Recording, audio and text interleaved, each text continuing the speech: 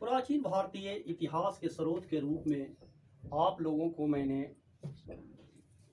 अगले वीडियो में बतला चुका हूँ। उस वीडियो के अंतर्गत मैंने यह बतलाया हूँ कि धार्मिक साहित्य के अंतर्गत ब्राह्मण साहित्य इस प्रकार इतिहास निर्माण में उपयोगी है। दूसरे कड़ी के रूप में हम जैन साहित्य की चर्चा करने जा रहे हैं। जैन साहित्य भी धार्मिक साहित्य के अंतर्गत शामिल है और 12 प्रमुख जैन साहित्यों की प्राचीन काल में रचना की गई थी, जिसे आगम कहा जाता है। आगम जैन साहित्य का ही पर्यायवाची शब्द है। 12 प्रमुख जैन ग्रंथ हैं। इनमें अष्टांग सूत्र और भगवती सूत्र प्रमुख हैं। अष्टांग सूत्र के अंतर्गत जैन धर्म के भिक्षुओं एवं भिक्षुनियों को संयमित आचार व्यवहार करने की शिक्षा दी गई है। अर्थात जैन धर्म के उपासकों के आचरण संबंधित दिशा निर्देशों का अष्टांग सूत्र में विशेष रूप से उल्लेख किया गया है। भगवती सूत्र भी एक प्रमुख जैन ग्रंथ है और इसके अंतर्गत जैन धर्म के निर्माता महावीर स्वामी के संबंध में तथा उनके द्वारा दिए गए शिक्षा के बारे में विस्तृत जानकारी मिलती है। अर्थात भगवती सूत्र महावीर के द्वारा प्रदत्त शिक्षा का उल्लेख करता है। पुराण वैदिक साहित्य या ब्राह्मण साहित्य के अंतर्गत पुराण की चर्चा मैं कर चुका हूँ। ठीक उसी प्रकार जैन धर्म में भी साहित्य के रूप में कुछ पुराणों की रचनाएं की गई थी, जिसे जैन धर्म में चरित भी कहा जाता है। जैन धर्म से संबंधित प्रमुख पुराण में पद्म पुराण, हरिवंश पुराण, आदि पुराण आदि शामिल हैं। जैन धर्म से संबंधित रचनाएं तत्कालीन सामाजिक, आर्थिक, राजनीतिक एवं सांस्कृतिक इतिहास के सभी पहलुओं पर कमोवेश प्रकाश डालते हैं और उनसे प्राचीन भारतीय इतिहास के निर्माण में काफी सहायता मिलती है। बौद्ध साहित्यों में तीरिक पीटक का स्थान सर्वोपरि है। पीटक का अर्थ टोकरी होता है और तीरी का अर्थ तीन होता है। महात्मा बुद्ध की मृत्यु के उपरांत महात्मा बुद्ध के उपासकों एवं अनुयायियों द्वारा सभाओं का आयोजन किया गया और उनमें महात्मा बुद्ध द्वारा प्रदत्त शिक्षाओं, उपदेशों, बौद्ध धर्म के सिद्धांतों आदि पर विचार विमर्श किया जाता था और उसी के अंतर्गत जो प्रमुख निर्णय लिए जाते थे, उन निर्णयों को तीन पीटक के रूप में संकलित किए गए। वही तीन प्रमुख ग्रंथ की रचनाएं हुई, जिनमें विनय पीटक, सूत पीटक और अभिधर्म पीटक शामिल हैं। विनय पीटक के अंतर्गत बौद्ध धर्म के भिक्षुओं एवं भिक्षुनियों जो मठ में निवास करते थे, लोगों के बीच बौद्ध धर्म के प्रचार प्रसार करते थे, उनके आचरण व्यवहार आदि से संबंधित दिशा निर्देश दिए गए हैं। अर्थात विनय पिटक भिक्षुओं एवं भिक्षुनियों के आचार विचार को एक दिशा निर्देश देने का माध्यम है। सूत पिटक, सूत का अर्थ धर्मोपदेश होता है। ऐसा टोकरी जिसमें महात्मा बुद्ध द्वारा दिए गए धार्मिक उपदेशों को संकलित किया गया, उस ग्रंथ का नाम सूत पिटक रखा गया। अभिधम्म पिटक, अभिधम्म का अर्थ धर्म होता है और महात्मा बुद्ध द्वारा प्रदान की गई शिक्षा और धर्म संबंधी सिद्धांतों की जो दार्शनिक व्याख्या की गई और एक ग्रंथ का रूप दिया गया, उसी को अभिधम्म पिटक कहते हैं। अभिधम्म पिटक में महात्मा बुद्ध के सिद्धांतों, विचारों एवं बौद्ध धर्म की दार्शनिक व्याख्या की गई है। जातक कथा महात्मा बुद्ध के पूर्व जन्म से संबंधित कहानियों का संकलन है। महात्मा बुद्ध का जन्म लेने के पूर्व अनेक जन्मों से गुजरने की चर्चाएं की गई है और इसमें लगभग महात्मा बुद्ध के पूर्व जन्म के 500 कहानियों का संकलन है।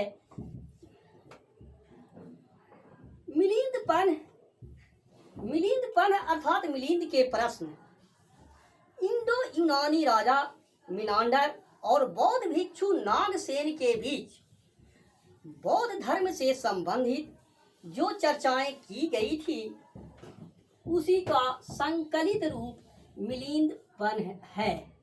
मिलिंदपन का अर्थ मिलिंद के प्रश्न है। अर्थात मिलिंद ने बौद्ध भिक्षु नागसेन से बौद्ध धर्म को स्वीकार करने से पहले बौद्ध धर्म के बारे में जो प्रश्न किए थे, उसी को संकलित कर एक किताब का रूप दिया गया है और वही मिलिंदपन के नाम से प्रचलित है। दीपवंश भी एक प्रमुख बौद्ध ग्रंथ है जो सिंहल द्वीप के बारे में जानकारी देता है। उसी तरह महावंश मगध के इतिहास के बारे में जानकारी देता है। अश्वघोषकृत बुद्धचरित, सौंदरानंद और सौरीपुत्र प्रकरण, बुद्धचरित, सौंदरानंद और सौरीपुत्र प्रकरण की रचना अश्वघोष ने किया था। वह संस्कृत का प्रकांड विद्वान था और कनिष्क के राज दरबार में रहता था। इनमें बुद्धचरित और सौंदरानंद 2 महाकाव्य हैं और सौरीपुत्र प्रकरण एक नाटक है। इन बौद्ध साहित्यों के अध्ययन से हमें प्राचीन कालीन इतिहास के संबंध में विस्तृत जानकारी मिलती है। लौकिक साहित्य हम देख चुके हैं कि धार्मिक साहित्य के अंतर्गत वैदिक साहित्य या ब्राह्मण साहित्य, जैन साहित्य और बौद्ध साहित्य की चर्चाएं हो चुकी हैं और अब हम लौकिक साहित्य के बारे में बतलाने जा रहा हूं। लौकिक साहित्य का अर्थ ऐसे साहित्य से है जो सांसारिक बातों को उजागर करता हो। ऐसा साहित्य जिसमें धर्म का स्थान न होकर समाज, राजनीति, अर्थव्यवस्था, सांस्कृतिक जीवन आदि का स्थान हो, अर्थात दुनियावी बातें शामिल हो, उसे हम लौकिक साहित्य कहते हैं। प्राचीन कालीन लौकिक साहित्यों में सर्व प्रमुख स्थान अर्थशास्त्र का है। अर्थशास्त्र की रचना चंद्रगुप्त मौर्य के प्रधानमंत्री कौटिल्य अर्थात चाणक्य ने किया था। और अर्थशास्त्र 15 अधिकरणों या भागों और 180 अध्यायों में विभाजित है। अर्थशास्त्र के अंतर्गत 6000 श्लोक हैं। अर्थशास्त्र में न केवल अर्थव्यवस्था की चर्चा की गई है, बल्कि इसका प्रमुख विषय राजत्व के सिद्धांत हैं। राजा का प्रजा के साथ क्या संबंध होना चाहिए, प्रजा का राजा के प्रति कौन कौन से कर्तव्य होना चाहिए, शासन व्यवस्था कैसी होनी चाहिए, कैसे पदाधिकारी होना चाहिए, देशी और विदेशी नीति कैसी होनी चाहिए, मित्रों के साथ संबंध कैसा होना चाहिए, समाज कैसा होना चाहिए, राष्ट्र कैसा होना चाहिए, इस प्रकार की सभी दुनियावी बातों का अर्थशास्त्र में जिक्र है, व्यापक रूप से उल्लेख है। तो अर्थशास्त्र से हमें चंद्रगुप्त मौर्य कालीन सभी पहलुओं पर व्यापक प्रकाश डालने में सहायता मिलती है। इसी प्रकार मुद्रा राक्षस, जिसकी रचना विशाख दत्त ने की थी, मौर्य वंश के संबंध में जानकारी देता है। पाणिनि कृत अष्टाध्याय और पतंजलि कृत महाभाष्य भारत का पहला संस्कृत व्याकरण ग्रंथ जिसे प्रामाणिक माना जाता है, वह अष्टाध्याय है। अष्टाध्याय में 8 अध्याय हैं, इसीलिए इसका नाम अष्टाध्याय है।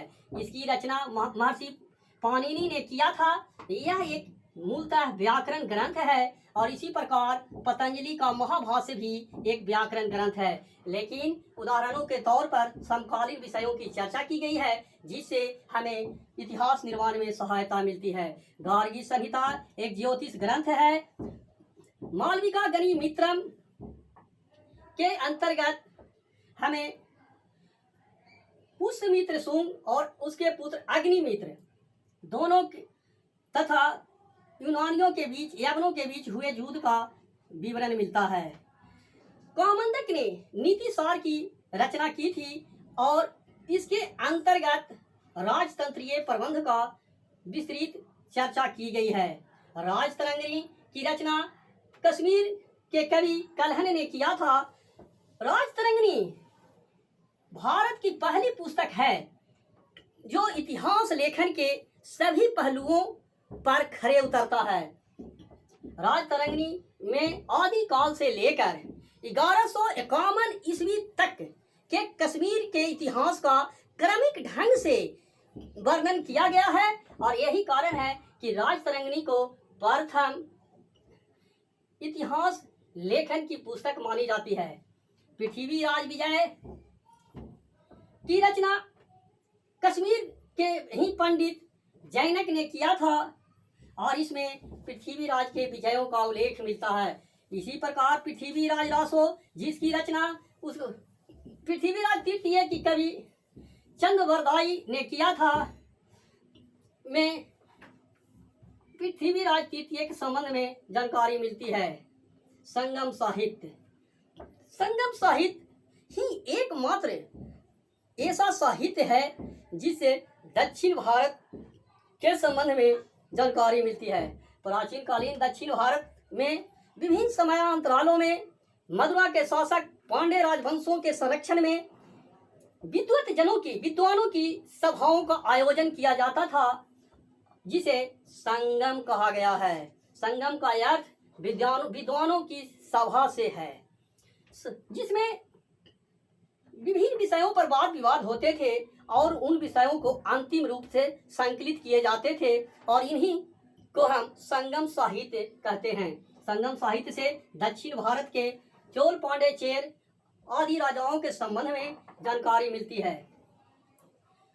विदेशी विवरण, विदेशी विवरण के अंतर्गत हम देखेंगे कि विदेशी इतिहासकार, विदेशी यात्री, विदेशी लेखक जो विभिन्न समयांतरालों में या तो भारत आए या भारत के बाहर ही रहकर भारत के संबंध में जानकारियां जुटाकर जिन्होंने भारत के संबंध में लिखा है, उसी को हम विदेशी विवरण कहते हैं। विदेशी लेखकों में हेरोडोटस का नाम प्रथम है। हेरोडोटस ने अपनी पुस्तक हिस्टोरिका की रचना की थी और यही कारण है कि हेरोडोटस को इतिहास का पिता कहा जाता है। हेरोडोटस यद्यपि कि भारत नहीं आया था, लेकिन फिर भी इसने लोगों से सुने सुनाए बातों के आधार पर भारत और फारस के संबंधों का बहुत ही सुंदर चित्रण किया है। टेसियस ईरानी राजवैद्य था और यह भी यूनानी ही था और उसने भी भारत फारस के संबंधों का वर्णन किया है।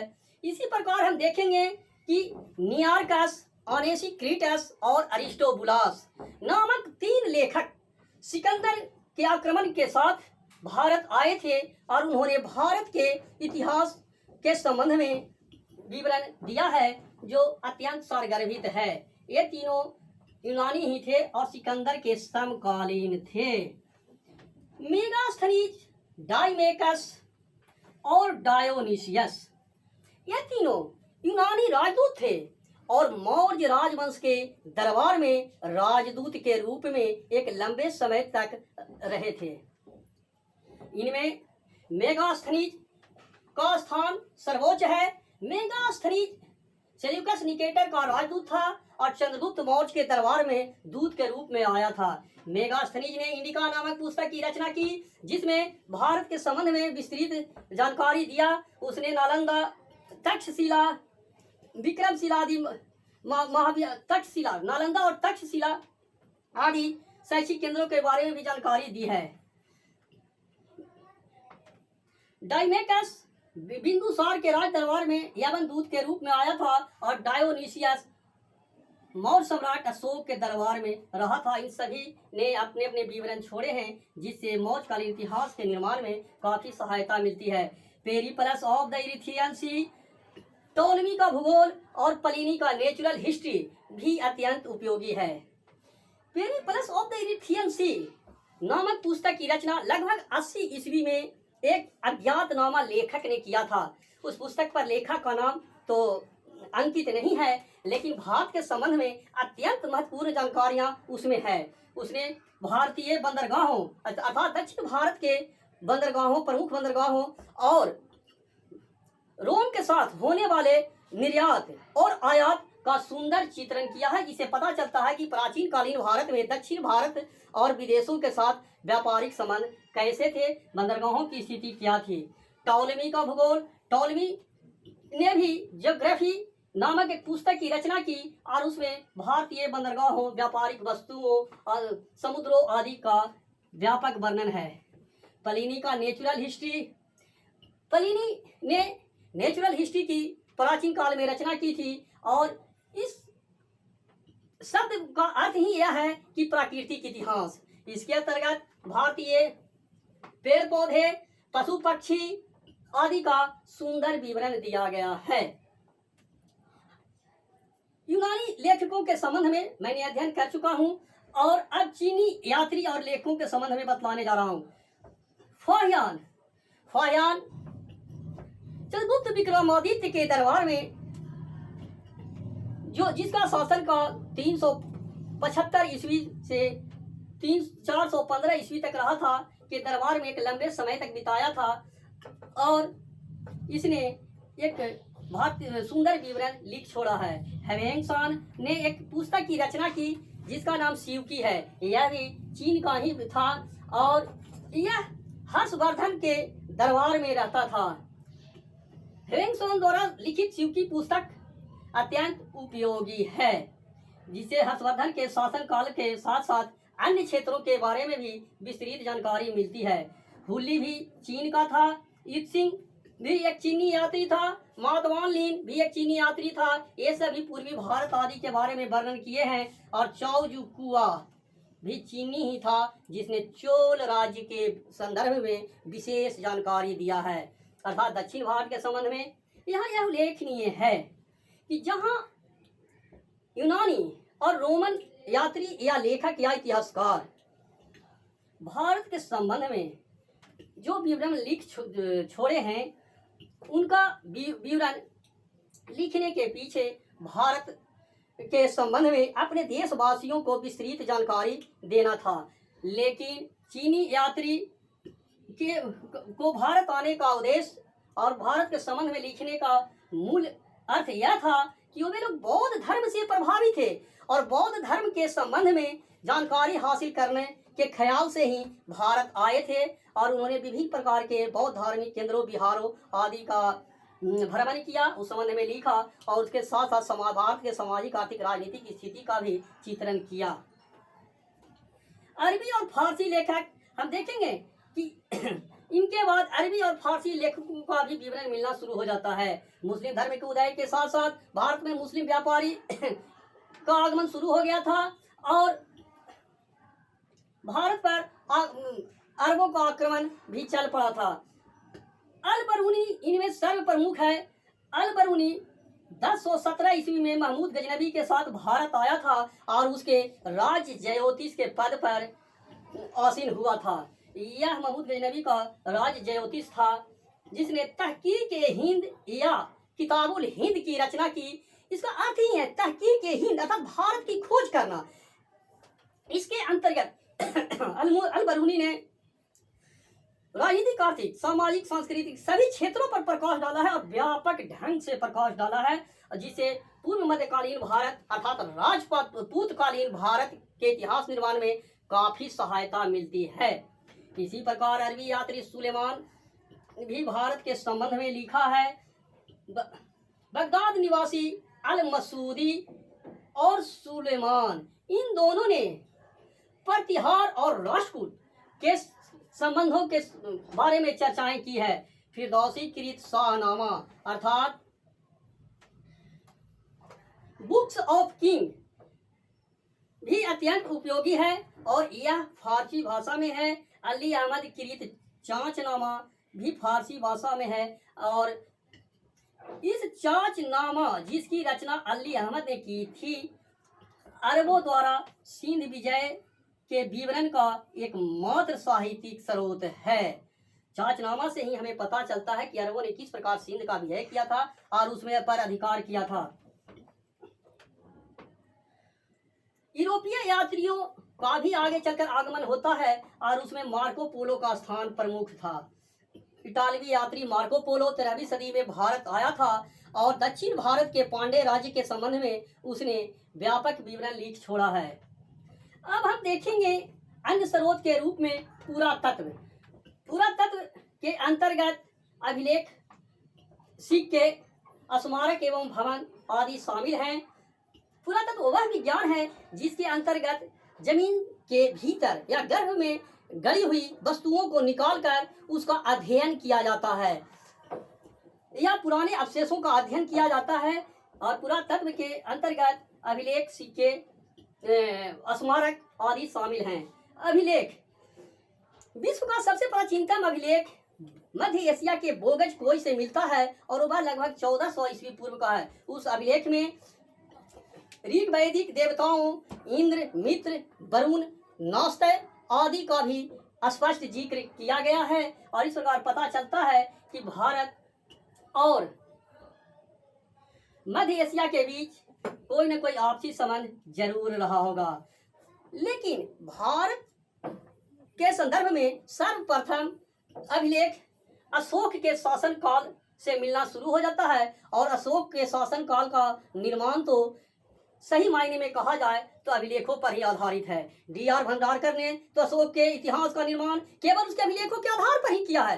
तो इससे यह स्पष्ट पता चलता है और स्पष्ट साबित होता है कि अभिलेखों का इतिहास निर्माण में कितना महत्वपूर्ण स्थान है। भारत के विभिन्न क्षेत्रों में अपने शासन काल के दौरान अशोक ने कई अभिलेख स्थापित किए थे और उन पर मूलतः राज्यादेश और जनता के नाम के निर्देश जारी किए गए हैं। खारवेल का हाथी गुंफा अभिलेख, हाथी गुंफा अभिलेख से खारवेल के संबंध में विस्तृत जानकारी मिलती है। इसी तरह जूनागढ़ अभिलेख जो रुद्रदामन का है, रुद्रदामन पश्चिमी भारत का शासक था और उसके द्वारा लिखे गए जूनागढ़ अभिलेख से विस्तृत जानकारी मिलती है। हरिसेन का प्रयाग स्तंभ लेख समुद्रगुप्त के दरबार में हरिसेन रहता था और उसने प्रयाग स्तंभ लेख लिखा था। उसमें वह समुद्रगुप्त के विजय अभियानों का बहुत ही रोचक, सरल और सहज ढंग से काव्यमय शैली में विश्लेषण किया है। पुलकेशिन द्वितीय का एहोल लेख पुलकेशिन चालुक्य वंशी शासक पुलकेशिन द्वितीय का एहोल अभिलेख भी इतिहास निर्माण में अत्यंत उपयोगी है और पुलकेशिन द्वितीय के संबंध में यह जानकारी देता है। यवन राजदूत हेलियोडोरस का देश नगर से प्राप्त गरुड़ स्तंभ लेख भी यह बतलाता है कि भारत में भागवत संप्रदाय का उदय कैसे हुआ। भागवत संप्रदाय के से संबंधित प्रथम अभिलेख हेलियोडोरस का यही बेस नगर अभिलेख है जो विदिशा से प्राप्त हुआ है गरुड़ स्तंभ लेख के रूप में। हेलियोडोरस एक यवन राजदूत था, लेकिन वह विष्णु का पुजारी बन गया था और भागवत संप्रदाय की स्थापना में उसका बहुत बड़ा योगदान है। स्कंदगुप्त का भीतरी स्तंभ लेख तथा जूनागढ़ अभिलेख भी अत्यंत उपयोगी है और इनसे सौराष्ट्र प्रांत में के संबंध में जानकारी मिलती है तथा बाहरी आक्रमणों के संबंध में भी जानकारी मिलती है। हम अब देखेंगे मुद्रा के संबंध में। प्राचीन भारतीय इतिहास निर्माण में मुद्रा का अत्यंत ही महत्वपूर्ण स्थान है और इंडो यूनानी राजाओं के साथ साथ कई अन्य विदेशी छोटे मोटे राजाओं के इतिहास निर्माण का एकमात्र साक्ष्य मुद्रा ही है, जिन पर उस समय लेख आदि उत्कीर्ण कराए गए थे। उन्हीं के आधार पर उनके इतिहास का कई वंशों के इतिहास का निर्माण किया गया है। तो इस प्रकार मुद्रा इतिहास निर्माण प्राचीन भारतीय इतिहास निर्माण में अत्यंत उपयोगी है। भारत में प्रारंभिक तौर पर मुद्रा की शुरुआत 5वीं सदी ईस्वी पूर्व में हुई थी, जिसे पंच मार्क्ड या आहत मुद्रा कहा जाता था। चूंकि उसे पंच मार्क्ड इसलिए कहा जाता था कि मुद्रा पर वृक्ष, पशु, पर्वत, अर्धचंद्र और ज्यामितीय आकार के चित्रों की ठप्पा लगाई जाती थी, इसीलिए पंच मार्क अर्थात पंच चिन्ह की संज्ञा दी जाती थी, जो मूलतः चांदी के सिक्के होते थे। और उसे आहत सिक्का इसलिए कहा जाता था कि ठप्पा मारते समय आहत अर्थात आवाज होती थी। तो भारत में प्रथम सिक्के पंच मार्क्ड या आहत सिक्के कहलाते हैं, लेकिन उन पर लेख उत्कीर्ण नहीं होते थे। भारत में सिक्कों पर लेख उत्कीर्ण करने का श्रेय सर्वप्रथम इंडो यूनानी शासकों को दिया जाता है, जो सिक्के लगभग 3वीं सदी ईस्वी पूर्व में जारी किए, उन पर लेख मिलना शुरू हो जाता है। और कहीं कहीं तिथि कर्म भी मिलता है, जिससे तिथि के संबंध में भी हमें जानकारी मिलने लगती है।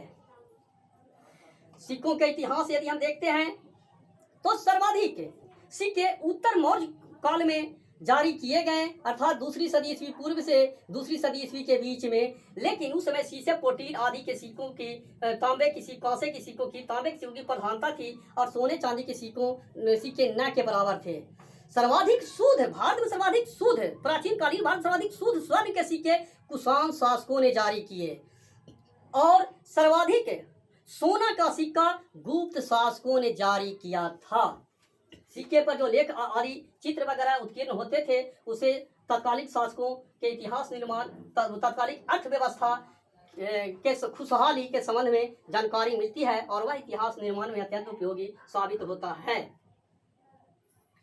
स्मारक, पुराने अवशेषों को स्मारक की संज्ञा दी जाती है, जैसे पुराने महल, पुराने मकान आदि, पुराने खंडहर आदि जो हैं, उन्हीं को स्मारक कहा जाता है। हम देखते हैं कि हड़प्पा का इतिहास निर्माण केवल स्मारकों पर या वहाँ मिले हुए ध्वंस अवशेषों के आधार पर ही किया गया है।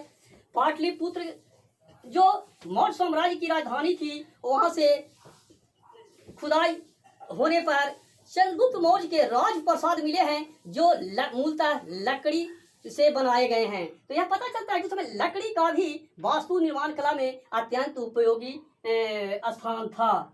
इसी प्रकार कौशाम्बी की खुदाई में महाराजा उदयन के राजप्रसाद का पता चला है। अरिकामेडु, आज के पांडिचेरी अर्थात दक्षिण भारत के पूर्वी तट पर स्थित अरिकामेडु प्राचीन कालीन बंदरगाहों में सबसे महत्वपूर्ण बंदरगाह था और रोमन साम्राज्य के व्यापार में इसका सबसे महत्वपूर्ण स्थान था। अरिकामेडु में खुदाई होने से ईसा पूर्व पहली 2री सदी से लेकर ईसा पूर्व 4वीं सदी तक अर्थात 400-500 वर्षों के बीच भारत और रोम के बीच होने वाले व्यापार, सामग्रियों, सिक्कों आदि के संबंध में जानकारी मिलती है, क्योंकि वहाँ से अरिकामेडु से रोमन वस्तुओं की भरमार मिली है, सिक्कों की भरमार मिली है। तो इससे विदेश व्यापार के संबंध में जानकारी मिलती है। हस्तिनापुर से हमें व्यापक जानकारी महाभारत कालीन अर्थात उत्तर वैदिक कालीन जानकारी मिलती है। अतिरंजी खेड़ा की खुदाई होने से वहाँ अतिरंजी खेड़ा में जब खुदाई की गई तो वहाँ से भारी मात्रा में लोहे के औजार मिले हैं और अतिरंजी खेड़ा लोहे के औजार के कारण ही प्रसिद्ध है। यानी कि पता चलता है कि उस समय तक पूर्वी भारत में भी लोहे का प्रयोग व्यापक रूप से हो चला था। मूर्ति और चित्रकला भी पुरातत्व में शामिल हैं। हम देखते हैं कि भरहुत, बोधगया, सांची, अमरावती, ये जो सब हैं ये सब बौद्ध धर्म से संबंधित हैं। यदा कदा हिंदू या सनातन धर्म से भी इनमें मूर्तियाँ या चित्रकला मिलते हैं, लेकिन आमतौर पर इसी प्रकार हम देखते हैं अजंता और एलोरा की गुफा भी चित्रकला के क्षेत्र में अत्यंत प्रसिद्ध है और इनसे काफ़ी जानकारियाँ मिलती है कि उस समय चित्रकला क्या थी, कैसी थी, संस्कृति की स्थिति कैसी थी। इसी प्रकार हम यदि पाषाण काल में जाते हैं तो भीमबेटका से उस समय जानकारी मिलती है। हड़प्पा तो चित्रकला के क्षेत्र में अत्यंत समृद्ध था और उस समय के सांस्कृतिक जीवन की जानकारी मिलती है। धन्यवाद। आप मेरे चैनल को सब्सक्राइब, लाइक और शेयर करना न भूलेंगे। धन्यवाद।